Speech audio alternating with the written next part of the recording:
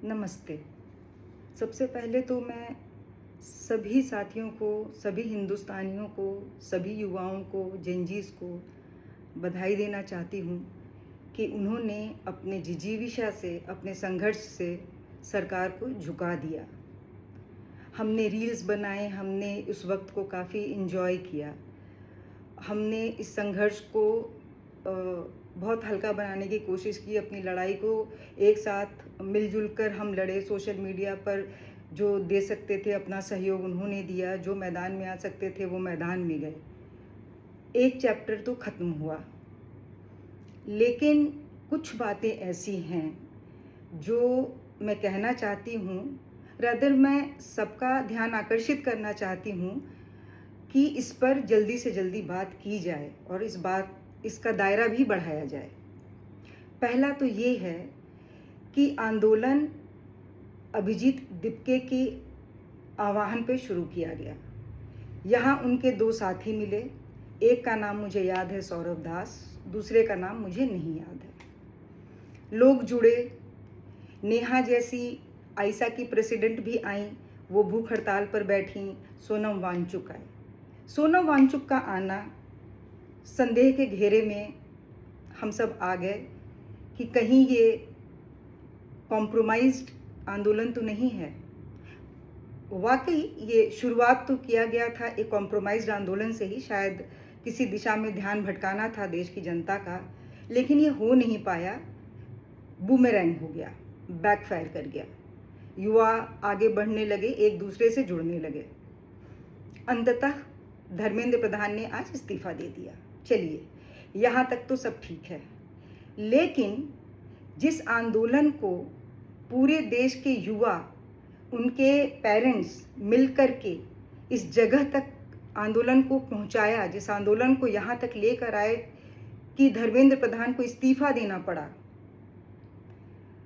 उन युवाओं को छोड़कर जो नेहा अनशन पे बैठी, जो बच्चियां हॉस्पिटल गईं, उनके साथ कोई मशविरा न करके सौरभ दास और उनके साथी चले गए गवर्नमेंट के साथ समझौता करने।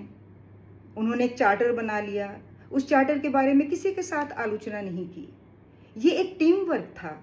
देश की जनता, देश के युवा, देश के जेनज़ीज़ पेरेंट्स साथ में थे। किसी को कुछ पता नहीं है कि उस चार्टर में क्या है, या वो AI जनरेटेड कुछ पॉइंट्स हैं। तो क्या सौरभ दास के कहने से हम ये मान लें कि अब सब कुछ सही हो जाने वाला है? मुझे लगता है यहाँ हम कहीं गलती कर रहे हैं। आप एक चीज़ ध्यान दीजिए, जब सौरभ दास JP नड्डा के साथ मीटिंग कर रहे थे, उस वक्त राहुल गांधी जंतर मंतर पर प्रेस कॉन्फ्रेंस कर रहे थे। ये दो अलग अलग जगह हुई। ऐसा क्यों हुआ? जब ये ज्वाइंट रेवोल्यूशनरी एक्शन था, तो इसका अंत अलग अलग तरीके से क्यों हुआ? क्यों ये उन लोगों ने अपने आप डिसीजन दे दिया कि अब ये आंदोलन खत्म होता है? इस आंदोलन को अकेले खत्म करने वाले वो कौन हैं? क्या अभिजीत दीपके या जो भी हैं, सौरभ और उनके तीसरे साथी, या सोनम वांगचुक के लेटने से क्या धर्मेंद्र प्रधान ने इस्तीफा दिया?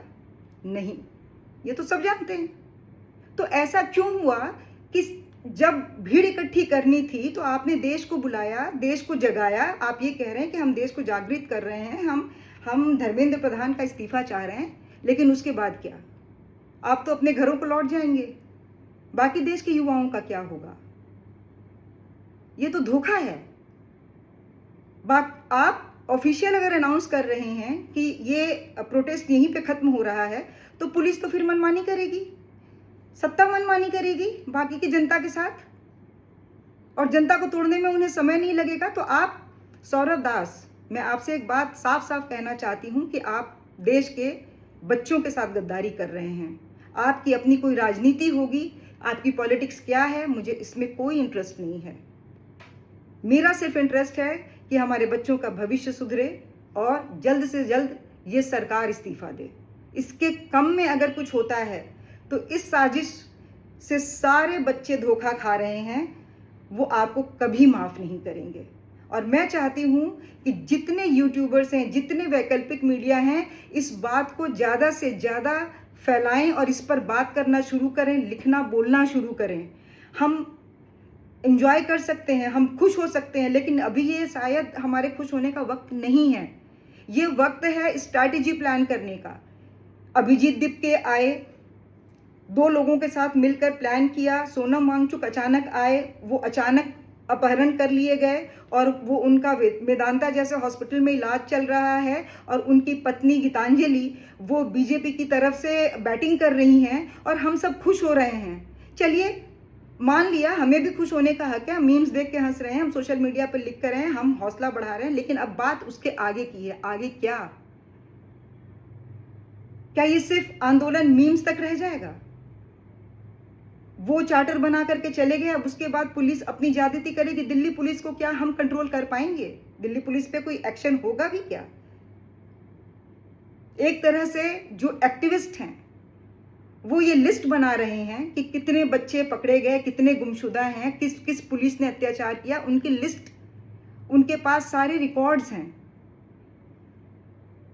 तो सामने सारे मिलकर के क्यों नहीं आ रहे?